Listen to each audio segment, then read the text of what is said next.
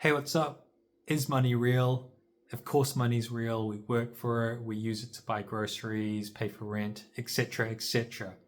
What I mean by this question, though, is if you work for money and get paid digitally, and you go to the groceries and you purchase your groceries using a debit card, a credit card, a bank card, an FPOS card, then physical money doesn't really touch your hands. And I feel like nowadays this is more of the case than it ever was. So if the physical money doesn't really touch your hands, if you just abstract away the concept of money and you just look at the actions, then you go to work, you do your job, and when you go to the supermarket, you swipe a card and then you get groceries. So in that sense, it's almost like money's not real because yes, we work for it, but work essentially becomes a part of our life. It is a part of our life, and everything outside of work is, of course, part of our life. So we're just living life, and if you make enough to cover your basic living essentials, and maybe you've got a bit of an emergency fund, then really you're just going through the actions, and it's really your bank card that's the conduit of money. Because if the physical money doesn't really touch your hands, then it's kind of like a digital concept. And because of that, sometimes I actually like, if I don't have any cash on me, sometimes I like withdrawing cash just to kind of touch money. I know that sounds weird, but and I don't do it often, but sometimes it'd be like that. And with this idea of whether or not money is real or not, the other thing about it is obviously there's supply and demand, but I do think the value of something is very subjective. Of course, there's the market and there's all these players that will kind of impact what the price of something might be. But at the end of the day, it's essentially, does the buyer want to pay this much to the seller? Does the seller want to sell their item for however much to the buyer? And a lot of times I feel like people just make up numbers of whatever they think is fair.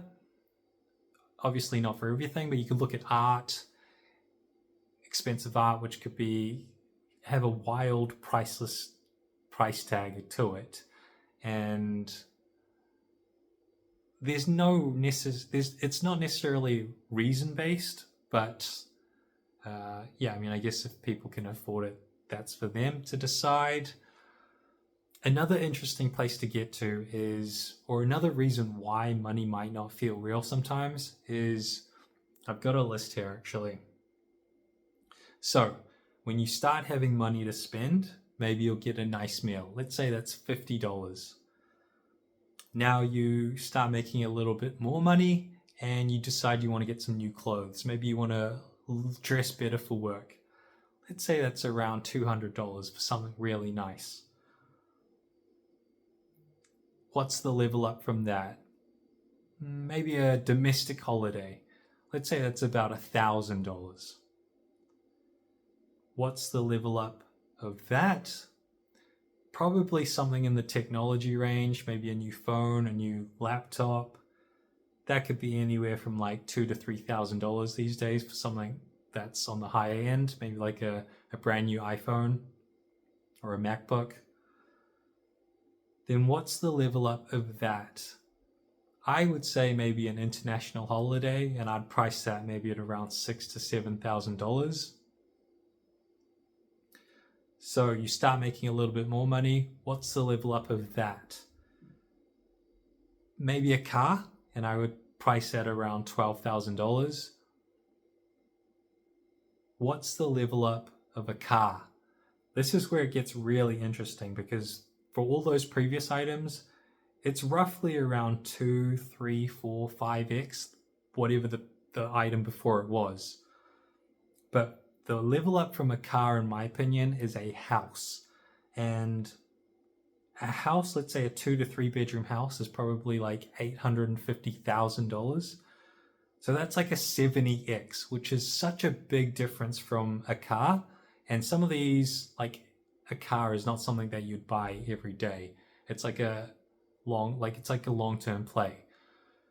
So when you start making money and you're not quite rich, but you've got enough to kind of get by and fit in within society, you might get to a point where you've got the car, but a house is so far down the line that you don't really have anywhere to spend any of your savings that you're saving up.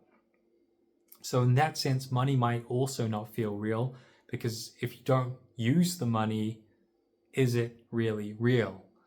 And obviously there are levels above a house. I think maybe a boat, or like a yacht, mansions, planes, islands, sports teams, and many things that are more expensive than a house. But I would say for the average person, a house is like the creme de la creme.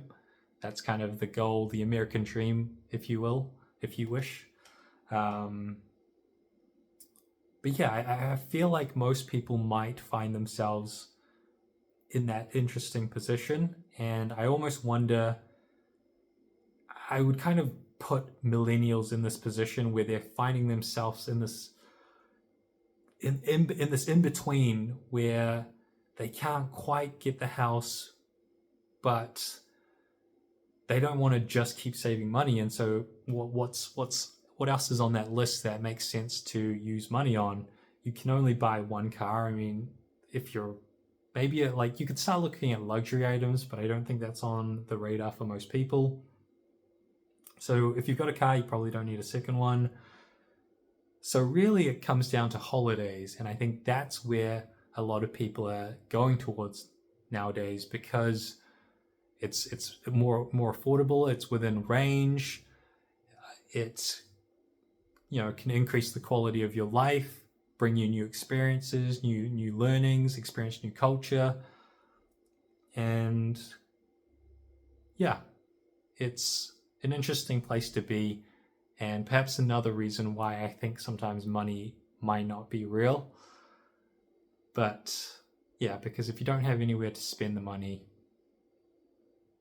and by no means am I rich, but that difference between a car and a house is so significant, and I don't know if people really realize how big of the difference is until you look at it like this. And I know you can get a mortgage to kind of help get a house, but just looking at the raw value or the raw price of what that item is quite interesting to see. Anyways, that's it.